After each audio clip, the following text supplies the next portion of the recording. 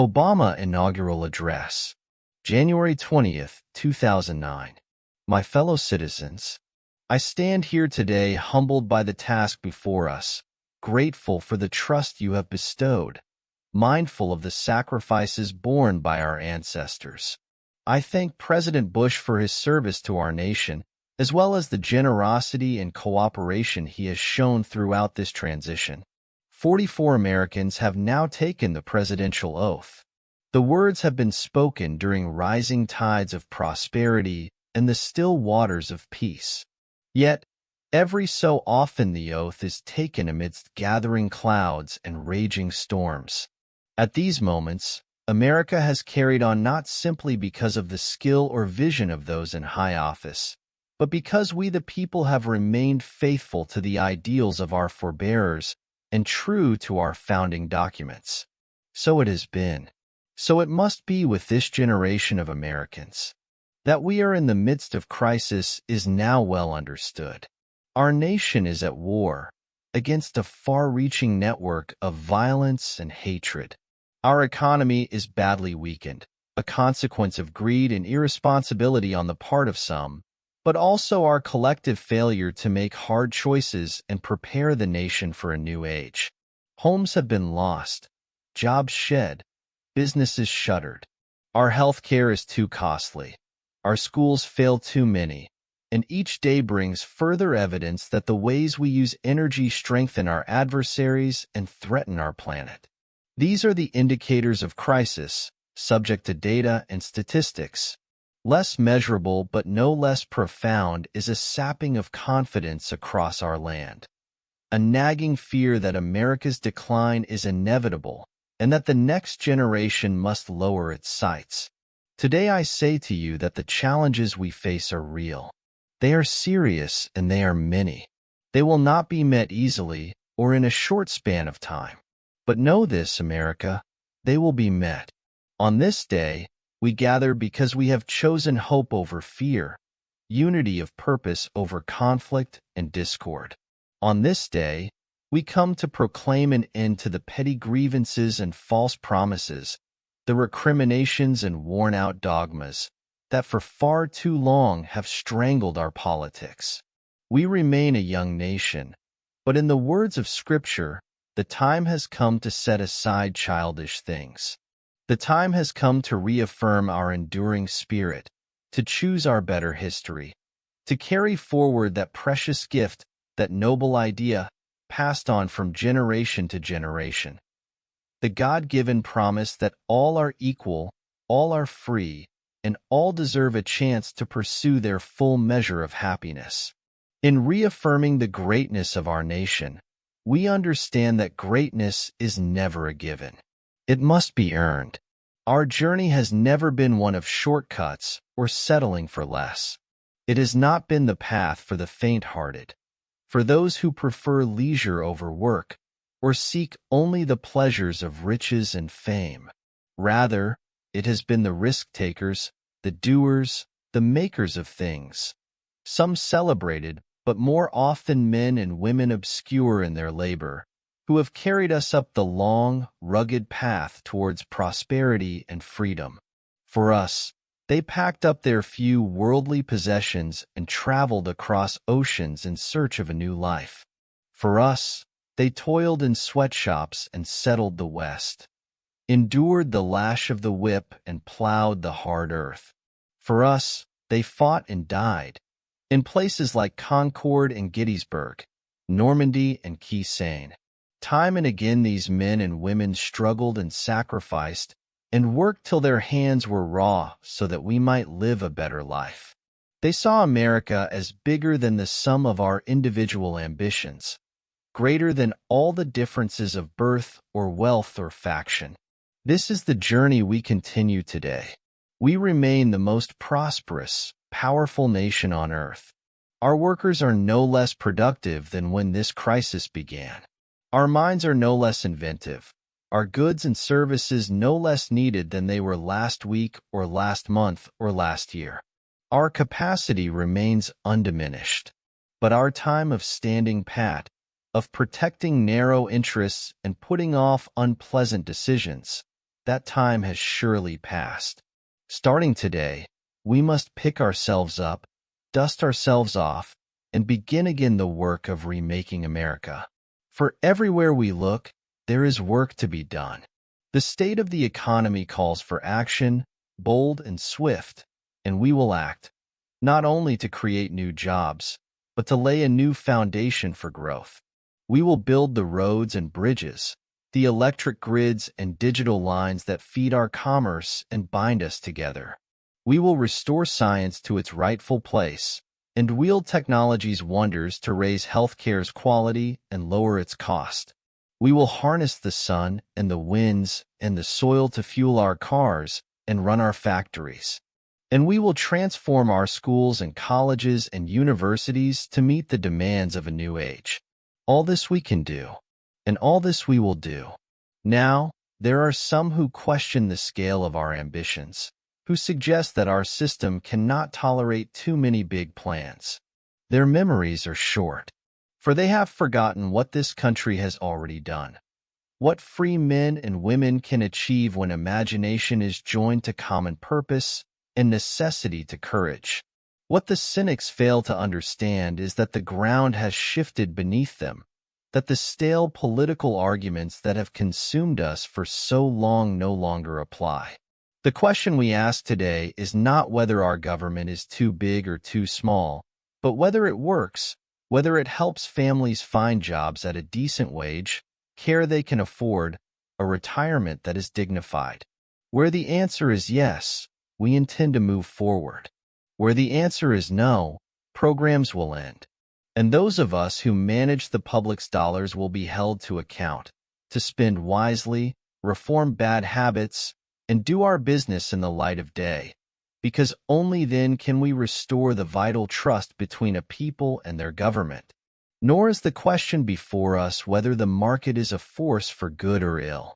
Its power to generate wealth and expand freedom is unmatched, but this crisis has reminded us that without a watchful eye, the market can spin out of control, and that a nation cannot prosper long when it favors only the prosperous. The success of our economy has always depended not just on the size of our gross domestic product, but on the reach of our prosperity, on the ability to extend opportunity to every willing heart, not out of charity, but because it is the surest route to our common good. As for our common defense, we reject as false the choice between our safety and our ideals. Our founding fathers, faced with perils we can scarcely imagine, drafted a charter to assure the rule of law and the rights of man, a charter expanded by the blood of generations. Those ideals still light the world, and we will not give them up for expedience's sake. And so to all other peoples and governments who are watching today, from the grandest capitals to the small village where my father was born, know that America is a friend of each nation and every man, woman, and child who seeks a future of peace and dignity, and we are ready to lead once more. Recall that earlier generations faced down fascism and communism not just with missiles and tanks, but with the sturdy alliances and enduring convictions. They understood that our power alone cannot protect us, nor does it entitle us to do as we please. Instead, they knew that our power grows through its prudent use. Our security emanates from the justness of our cause, the force of our example, the tempering qualities of humility and restraint. We are the keepers of this legacy. Guided by these principles once more, we can meet those new threats that demand even greater effort, even greater cooperation and understanding between nations. We will begin to responsibly leave Iraq to its people and forge a hard-earned peace in Afghanistan. With old friends and former foes, we'll work tirelessly to lessen the nuclear threat and roll back the specter of a warming planet. We will not apologize for our way of life, nor will we waver in its defense. And for those who seek to advance their aims by inducing terror and slaughtering innocents, we say to you now that our spirit is stronger and cannot be broken. You cannot outlast us, and we will defeat you. For we know that our patchwork heritage is a strength, not a weakness.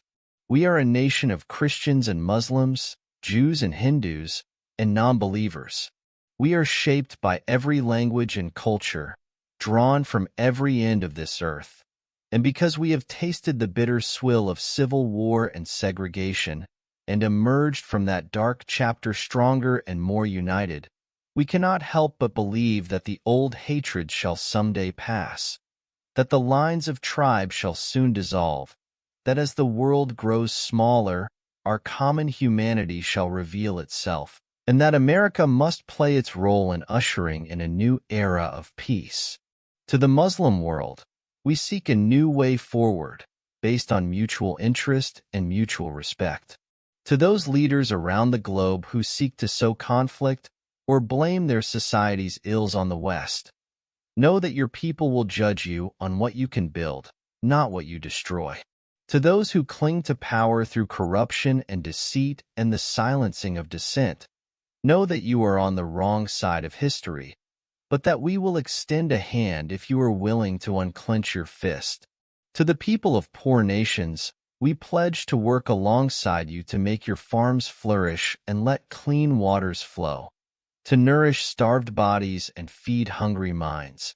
And to those nations like ours that enjoy relative plenty, we say we can no longer afford indifference to the suffering outside our borders, nor can we consume the world's resources without regard to effect.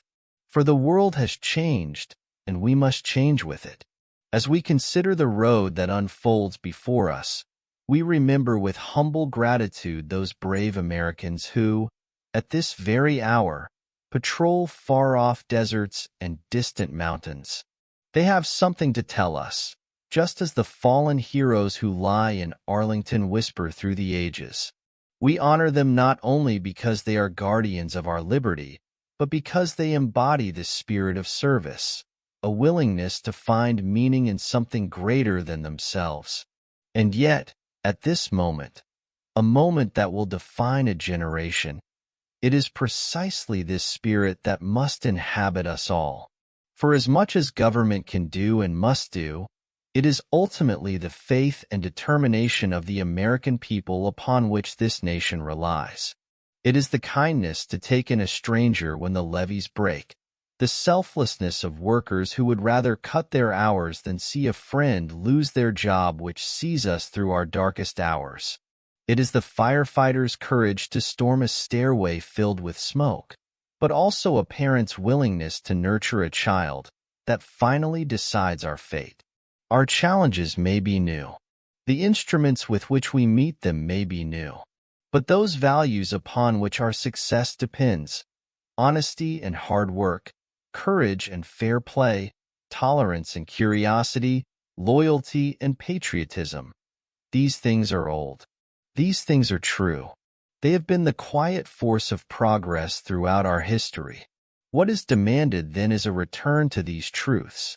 What is required of us now is a new era of responsibility, a recognition, on the part of every American, that we have duties to ourselves, our nation, and the world, duties that we do not grudgingly accept but rather seize gladly, firm in the knowledge that there is nothing so satisfying to the spirit, so defining of our character, than giving our all to a difficult task.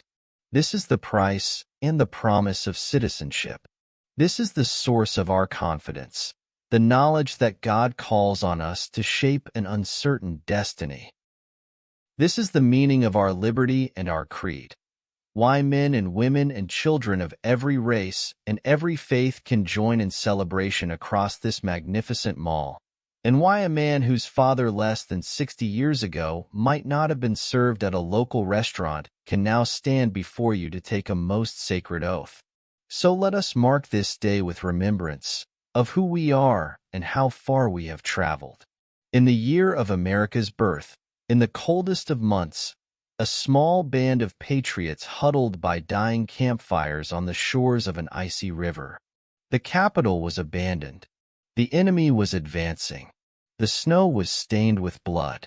At a moment when the outcome of our revolution was most in doubt, the father of our nation ordered these words be read to the people.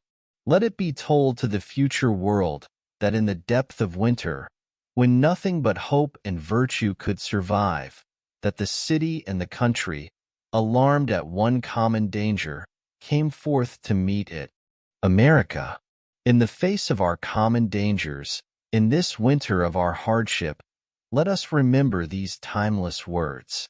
With hope and virtue, let us brave once more the icy currents and endure what storms may come.